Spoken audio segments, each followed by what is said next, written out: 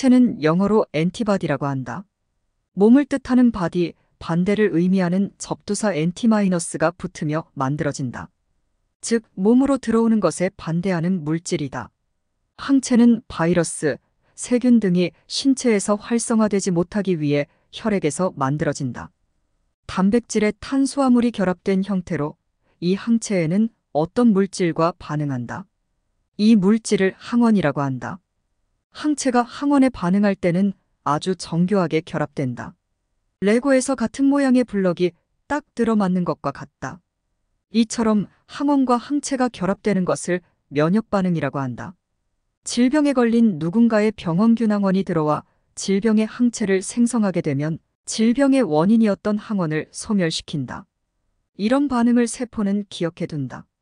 그러다가 다음번에 같은 병원균의 침입을 저지시킨다.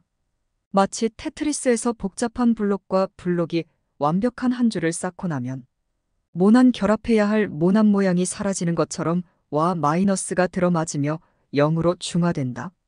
우리가 맞는 백신 또한 이런 간단한 원리를 기본으로 하고 있다. 그렇다면 우리의 몸은 과연 어떤 모양의 블록을 갖고 있을까? 넓게는 300개로 나눌 수 있지만 크게 두 가지로 나눠볼 수 있다. 어항원의 모양, 비항원의 모양이 대표적이다. 어떤 적혈구는 어항원의 모양을 갖고 있고 어떤 적혈구는 비항원의 모양을 갖고 있다. 마치 하나의 자물쇠에 하나에 꼭 맞는 열쇠가 있듯 각자의 적혈구 입체 구조 자물쇠에는 거기에 꼭 맞는 입체 구조 열쇠가 있기 마련인데 이 둘이 정확하게 맞아 떨어지게 되면 혈액은 결합 구조가 맞아서 서로 굳어온거 버린다. 그래서 A항원에는 B항체가, B항원에는 O항체가 있게 된다. 이 말을 다시 하면 O와 B의 혈액이 서로 섞이면 응고되어 버리니 적혈구의 표면 모양이 같지 않은 피끼리 섞이면 안 된다는 것을 이야기한다. 이를 기준으로 사람에게는 A, B의 혈액 형태가 존재하게 되고 항체 O와 B를 모두 가진 형태와 아무것도 갖고 있지 않은 형태가 생긴다. 따라서 항체 O만 있는 O형, B만 있는 B형, O와 B가 모두 있는 AB형, 아무것도 없는 O형이 생기는 셈이다. 이런 이유로 수혈 시에는 O형은 누구에게나 수혈할 수 있지만 나머지 혈액형은 서로 다른 항체를 가진 이들에게 수혈해서는 안 되는 것이다. 이런 적혈구가 어떤 모양을 하고 있는지로 사람의 성격과 성향을 구분짓는 것은 애초에 굉장히 바보 같다. 하지만 혈액형 성격 유형을 믿는 것은 반드시 나쁘다고 해서도 안 된다. O형은 소심하거나 세심하고 B형은 이기적이거나 개성있고 O형은 활동적이지만 외로움을 잘 타고 AB형은 차갑지만 분석적이다. 이론적으로는 터무니없고 O형에게 지나치게 관대한 이 혈액형 성격에 이처럼 내가 긍정적인 이유는 내가 O형이기 때문이기도 하지만 따지고 보자면 더 재밌는 이유도 있다. 사실 혈액형 성격 유형이 우생하게 근거하고 있기 때문에 그 출발점이 불순하다. 그럼에도 혈액형 성격 유형은 중요한 순기능도 하고 있다. 혹시 자신의 MD로 이어지는 숫자 8자리의 여권 번호를 알고 있는 사람이 얼마나 있을까? 사람들마다 알고 있으면 중요한 번호와 유형들이 존재한다.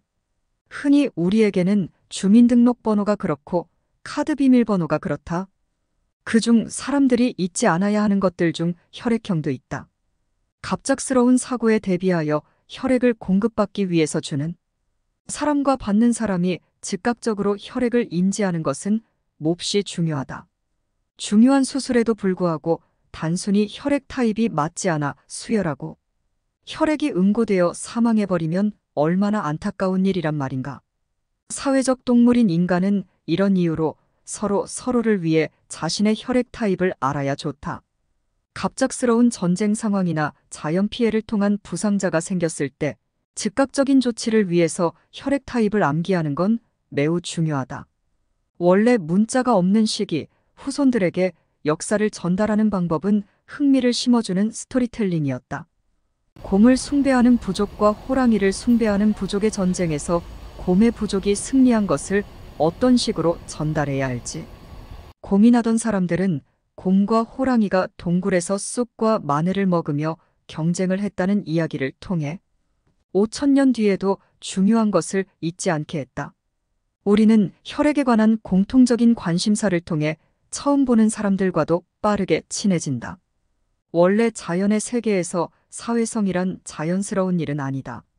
가족 단위의 어떤 개체들이 더 큰 집단으로 소속감을 느끼기 위해선 서로 같은 무언가를 갖고 있다는 믿음이 필요하다. 난생 처음 보는 사람이라도 외국에서 만나면 한국인이라는 이유만으로 금방 친해지는 것처럼 처음 보거나 외국에 살거나 다른 성별이거나 할 것 없이 모르는 누군가와의 공통점을 만들어내는 것은 더 빠른 친화성을 만들어준다. 모르는 누군가와 가볍게 혈액형 이야기를 하고 공통적인 관심사를 나누는 것에 즐거운 시간을 보냈다면 혈액형별 성격 유형이 과학적이냐, 그렇지 않냐를 떠나 다른 순기능의 작동을 하고 있는 것이라고 생각한다. 그것이 전혀 상관없다라는 믿음이 모두에게 생겨서 그 누구도 혈액형에 관심이 사라진 세상보다는 적당히 거짓임을 알면서도 서로 웃으며 사교를 할 수 있는 혈액형별 성격 유형은 적정선에서 유익할 수도 있다고 본다.